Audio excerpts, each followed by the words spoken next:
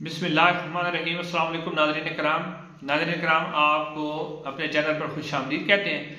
नाज़रीन, पाकिस्तान के अंदर क्योंकि अब इलेक्शन हो चुके हैं और उसके बाद जो उम्मीदवार भी दो दो नशिस्तों से इलेक्शन जीते हुए थे, अब उन्होंने एक एक नशिस्त खाली कर दी है और उसके ऊपर बाई इलेक्शन होने जा रहा है। तो कौमी असम्बली के 7 हल्के हैं, उस बाई असम्बली के तकरीबन 22 हल्के हैं। तो सबसे पहले हम कौमी असम्बली के जो हल्के हैं उनकी तफसीलात आपके सामने रख रहे हैं। इससे पहले जो वीडियो थी उसके अंदर हमने NA 148 मुल्तान उसके हवाले से आपके सामने तफसीलात रखी थी।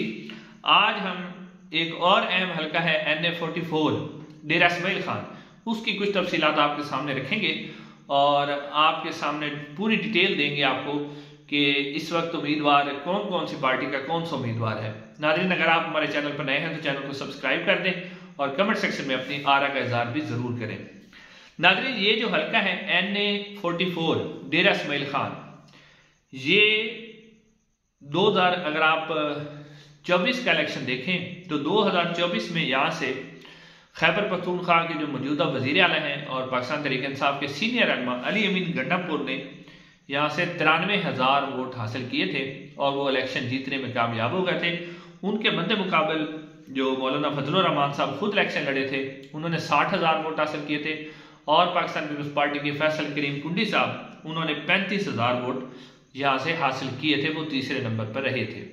नाज़रीन, सबसे पहले मैं अगर आप अली अमीन गंडापुर के हवाले से आपको बताता चलूँ तो अली अमीन गंडापुर इस हल्के के अंदर 2013 से मतलब अपनी सियासत कर रहे हैं।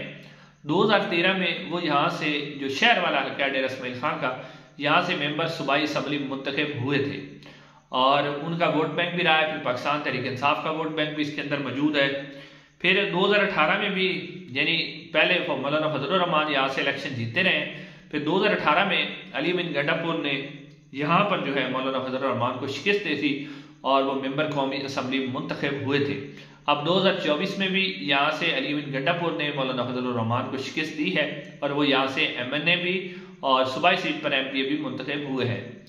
तो नाज़रीन, अब अली अमीन गंडापुर वो क्योंकि CM बन गए हैं, पंजाब खैबर पख्तूनख्वा के वजीर आला बन गए हैं, तो उन्होंने ये नशिस्त खाली कर दी है।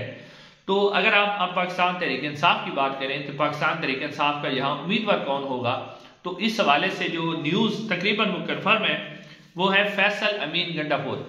ये फैसल अमीन गंडापुर ये जो अली अमीन गंडापुर है, ये उनके भाई हैं, वो यहाँ से इलेक्शन लड़ेंगे, पाकिस्तान तहरीक इंसाफ के उम्मीदवार होंगे। और उसके बाद JUIF की तरफ से मौलाना फजलुर रहमान साहब के बारे में इतलात आ रही है कि वो इलेक्शन नहीं लड़ रहे, क्योंकि मौलाना फजलुर रहमान पशीन से पहले ही मेंबर कौमी असम्बली मुंतखब हो चुके हैं। तो अब की उनकी जो खबर आ रही है कि वो खुद इलेक्शन नहीं लड़ना चाह रहे। उनके जो बेटे हैं मौलाना असद महमूद, वो यहाँ से इलेक्शन लड़ना चाह रहे हैं, क्योंकि इससे पहले मौलाना असद महमूद NA 43 में से इलेक्शन लड़े थे 2024 में और दावर कुंडी पाकिस्तान तहरीक इंसाफ के, वो यहाँ से इलेक्शन जीतने में कामयाब हो गए थे। उसके ऊपर कुछ रीपोलिंग भी हुई थी, फिर भी दावर कुंडी जीत गए थे। तो मौलाना असद महमूद वो अपना इलेक्शन हार गए थे। अब जो JUIF है वो मैदान में उतार रही है मौलाना असद महमूद को, जो कि मौलाना फजलुर रहमान साहब के बेटे हैं। अगरचे ये जो हल्का है मौलाना फजलुर रहमान साहब का भी आबाई हल्का है। मौलाना फजलुर रहमान साहब खुद भी यहाँ से इलेक्शन लड़ते रहे, उनके वालिद भी लड़ते रहे, यानी उनका भी एक आबाई हल्का है, यहाँ से वो इलेक्शन लड़ते रहे। लेकिन 2018 में पहली मरतबा अली अमीन गंडापुर ने उन्हें शिकस्त दी, फिर 2024 में भी शिकस्त खा गया काफी भारी मार्जिन से। तो अब JUIF यहाँ से उतारने जा रही है मौलाना असद महमूद को मैदान के अंदर। उसके बाद अगर हम पाकिस्तान पीपल्स पार्टी की बात करें तो पाकिस्तान पीपल्स पार्टी के जो उम्मीदवार हैं फैसल करीम कुंडी साहब, जो कि 2018 में भी यहाँ से तीसरे नंबर पे आए थे और 2024 में भी जब अब इलेक्शन हुआ है तो वो यहाँ से तीसरे नंबर पर रहे हैं। अलबत्ता 2008 में फैसल करीम कुंडी साहब यहाँ से जीते थे और वो उस वक्त डिप्टी स्पीकर भी मुंतखब हुए थे। तो अब सबसे पहले मैं फैसल करीम कुंडी साहब के हवाले से आपको बताता चलूं कि फैसल करीम कुंडी साहब ने जो 35,000 वोट हासिल किए हैं, अगर आप दोबारा इलेक्शन होता है तो फैसल करीम कुंडी साहब इतने वोट हासिल नहीं कर सकेंगे। पाकिस्तान पीपल्स पार्टी का वोट बैंक है थोड़ा बहुत इस हल्के के अंदर, लेकिन फैसल करीम कुंडी साहब का ना तो अपना इतना जाती वोट बैंक है और ना ही पाकिस्तान पीपल्स पार्टी का इतना जाती वोट बैंक है कि वो टफ टाइम दे सके मौलाना फजलुर रहमान साहब को या फिर वो टफ टाइम दे सकें जो फैसल अमीन पाकिस्तान तहरीक इंसाफ के उम्मीदवार हैं।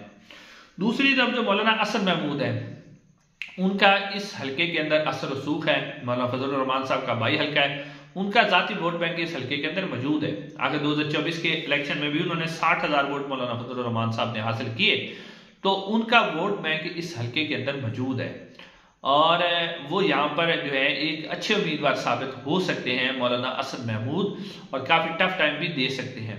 लेकिन नाज़रीन जो सबसे अहम फैक्टर है, एक तो जैसा कि मैंने आपको पहले बताया कि इस हल्के के अंदर अली अमीन गंडापुर साहब जो हैं वो कभी भी यहाँ से इलेक्शन हारे नहीं है, चाहे वो MPA का इलेक्शन लड़े फिर MNA का लड़े, वो हारे नहीं है। फिर एक तो ये जो है हल्का, इसमें अगर आप देखें तो जो कुछ डेरा इस्माइल खान शहर का हल्का भी इसके अंदर शामिल है और पहाड़पुर जो तहसील है उसका भी इलाका इसके अंदर शामिल है, शहरी इलाका है।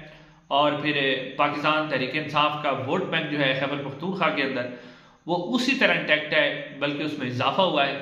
आप ये नहीं कह सकते कि पाकिस्तान तहरीक इंसाफ या इमरान खान साहब की मकबूलियत में कोई कमी आई है, वो उससे भी ज़्यादा है। तो एक फैक्टर ये है। दूसरा फैक्टर ये कि अली अमीन गंडापुर साहब क्योंकि अब वज़ीर आला KP के बन गए हैं, तो जो वज़ीर आला होता है उसका एक अपना असर रसूख होता है और लोगों को भी पता होता है कि अब हुकूमत जो है पाकिस्तान तहरीक इंसाफ की है और वज़ीर आला क्योंकि अली अमीन गंडापुर हैं, तो फिर लोगों ने भी अपने मामलात देखने होते हैं, कुछ उनके काम वगैरह, कोई भी मसले मसाइल होते हैं, तो उन्हें ये महसूस होता है कि अगर हम यहाँ पर जो है CM जो हैं खैबर पख्तूनख्वा के, उनके अलावा अगर उस पार्टी के अलावा किसी को वोट देते हैं तो हमें अपने जो काम है हल्के के अंदर तरक्याती काम होते हैं, कोई और मसले मसाइल होते हैं, तो उसमें प्रॉब्लम आ सकती है। यानी नंबर 1 तो आप कह सकते हैं कि पाकिस्तान तहरीक इंसाफ की मकबूलियत, इमरान खान साहब की मकबूलियत, फिर अली अमीन गंडापुर साहब का इस हल्के के अंदर असर रसूख और फिर उनका खैबर पख्तूनख्वा का वज़ीर आला मुंतखब होना। इस वजह से आप देखें तो अली अमीन गंडापुर साहब के जो भाई हैं फैसल अमीन गंडापुर जो हैं वो काफ़ी तगड़े उम्मीदवार लग रहे हैं और वो यहाँ से जो है इलेक्शन जीतने में कामयाब हो जाएंगे। अलबत्ता एक और सूरत हाल बन सकती है कि अगर पाकिस्तान पीपल्स पार्टी जो है वो मौलाना फजल रहमान साहब के जो बेटे हैं मौलाना असद महमूद, उनकी सपोर्ट करें और फैसल करीम कुंडी साहब जो हैं वो इलेक्शन ना लड़ें, उनकी सपोर्ट करें, तो फिर 60,000 वोट मौलाना फजल रहमान साहब ने हासिल किए, 35,000 वोट जो हैं फैसल करीम कुंडी साहब के हैं, तो ये मिलाकर जो है तकरीबन 95,000 वोट बनते हैं। तो फिर जो है कुछ टफ टाइम दिया जा सकता है। और जिस तरह पीपल्स पार्टी जो है सेनेट के जो इलेक्शन हो रहे हैं उसके लिए मौलाना फजल रहमान से वोट मांग रही है, अगर पीपल्स पार्टी वोट मांग रही है तो फिर मौलाना फजल रहमान भी अपने बेटे असद महमूद के लिए हिमायत मांगेंगे। और खबरें भी यही आ रही हैं कि फैसल करीम कुंडी साहब इलेक्शन अगर वो लड़ते भी हैं तो फिर भी शायद वो दस्तबरदार हो जाए मौलाना असद महमूद की सूरत हक में। लेकिन फिर भी नाज़रीन अगर आप इस हल्के का अगर ये दोनों उम्मीदवार भी मिलकर भी इलेक्शन लड़ते हैं तो फिर भी जो इस वक्त तक की सूरत हाल नज़र आ रही है उसमें यह है कि जो फैसल अमीन गंडापुर है पाकिस्तान तहरीक इंसाफ के, जो कि अली अमीन गंडापुर के भाई हैं, वो यहाँ से जो है इलेक्शन जीतने में कामयाब हो जाएंगे। नाज़रीन अपनी कमेंट सेक्शन में अपनी आरा का इज़हार कीजिएगा। इंशाअल्लाह अगली वीडियो में मुलाकात होगी। अस्सलाम वालेकुम।